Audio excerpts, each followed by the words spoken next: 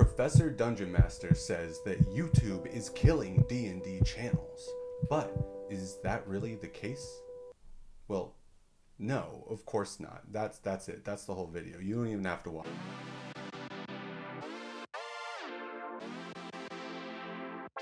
What's up guys, I'm Paladin, and today I'm wearing my +1 flannel of deflection because I'm here to talk about what's really going on with the state of D&D YouTube and really the entire D&D community as a whole. Now let's get one thing out of the way. The professor is actually a good friend of mine and I look up to him quite a bit. This title and thumbnail are all in good fun. Dan is a fantastic YouTuber and he knows exactly what he's doing and I'm learning a lot from him. So, PDM's video is actually a response to another video posted by the legendary channel How to Be a Great GM.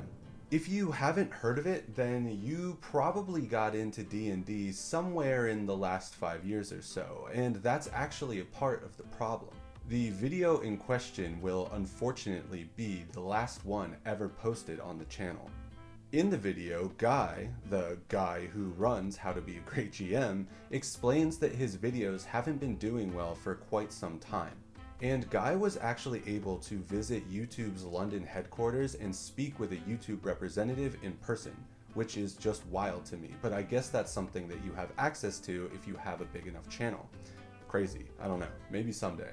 And that YouTube representative actually explained to Guy that YouTube as a platform will continue to deprioritize his channel over time, and their advice to him would be to create an entirely new channel about a subject completely separate from D&D rather than continue on as is. And so, taking this very real and important advice to heart, Guy has decided to gracefully step away from the channel and move on to other things. And of course, I totally wish him the best.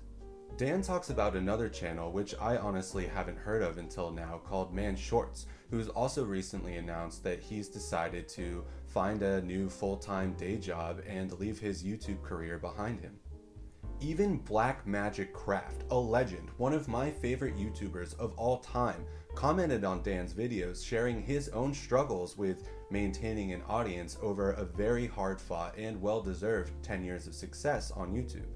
And I'm not gonna lie, as a relatively new and small D&D channel, all of these stories of largely successful YouTubers that I honestly look up to struggling to maintain their audience or just deciding to walk away from the platform altogether is deeply concerning and kind of scary.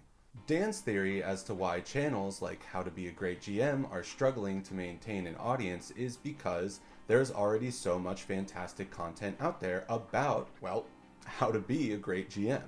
And while I do definitely agree, I think that only applies to a very specific demographic, a demographic that Dan and Guy and Black Magic Craft all share.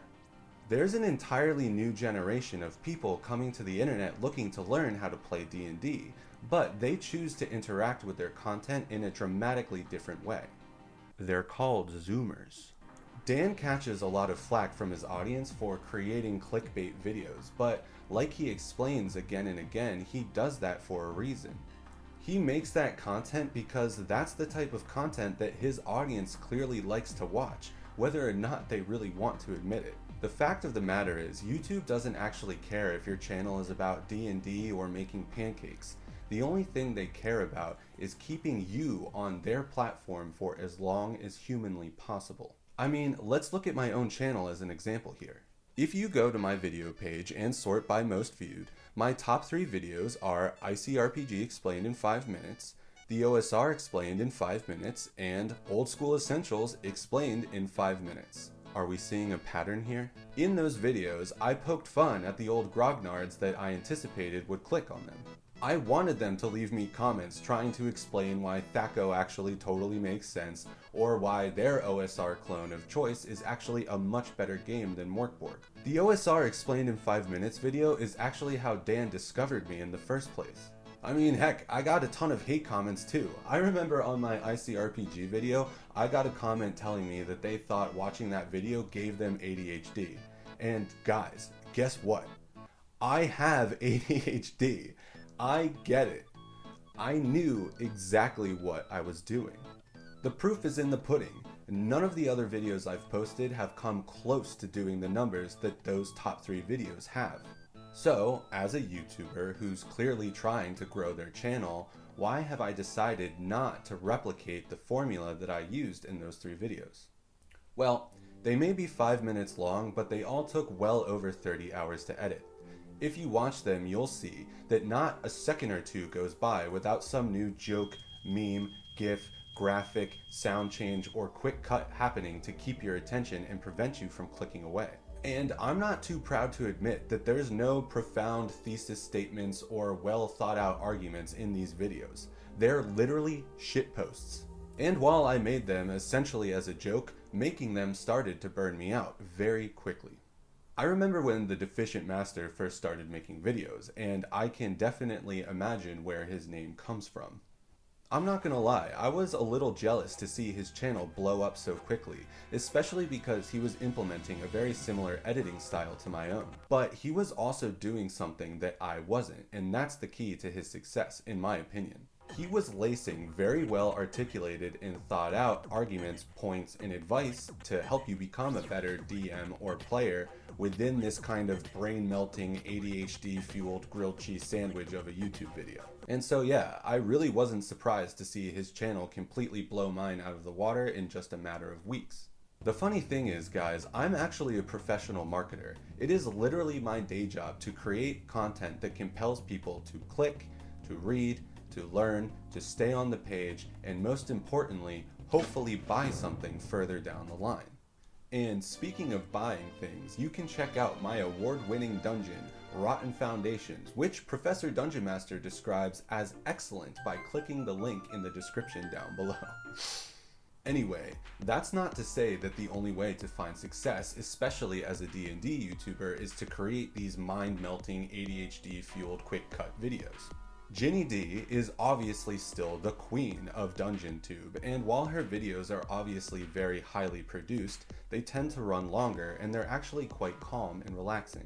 Questing Beast continues to kill it, and he's within the OSR niche, the same sort of general niche that I would argue Dan and Guy and Blackmagic Craft all fall within. But he keeps up with the new trends, and he posts a lot of videos giving his own thoughts and opinions on all of these D&D disasters and scandals that have been popping up all over Twitter these past few years. And he continuously brings in and reviews new books and zines, so there's always something interesting to check out on his channel. Bob Worldbuilder, a new friend to the channel, is quite literally the Bob Ross of DungeonTube, and new creators like Diana of the Rose are utilizing lightly edited short-form videos to introduce D&D to an entirely new generation of players. Again, they're called Zoomers. And speaking of relatively new D&D channels that have absolutely blown mine out of the water faster than I could pull myself out of a YouTube analytics-fueled death spiral, take a look at Mystic Arts DM. He's finding a ton of success on this platform very quickly, and he's not using any crazy cuts or short-form videos to do it either.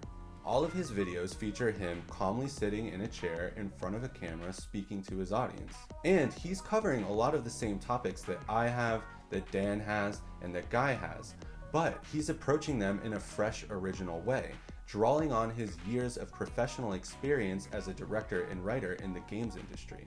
I mean, I'm the type of person who honestly feels like sometimes there's nothing else that I could possibly learn about running Dungeons and Dragons, but I've learned so much from this new channel. So what's the common denominator here? Is it D&D? Is it ADHD-inducing videos?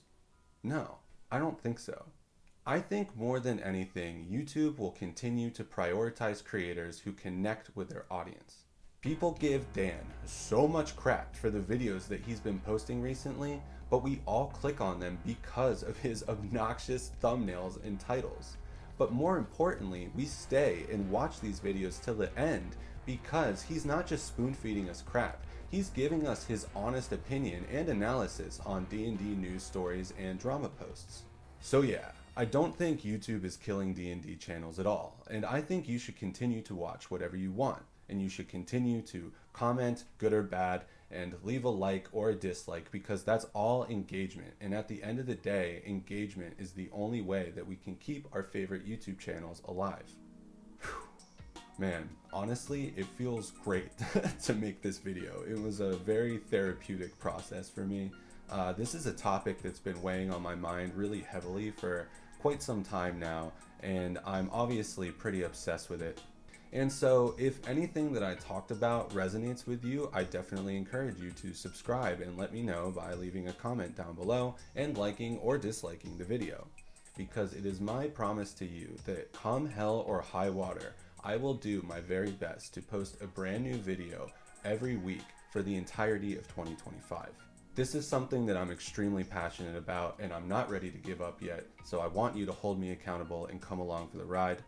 But don't get it twisted. It is hard out here and we all have a hustle. We all got to get the bag. So remember to be kind to yourself and as always, venture forth.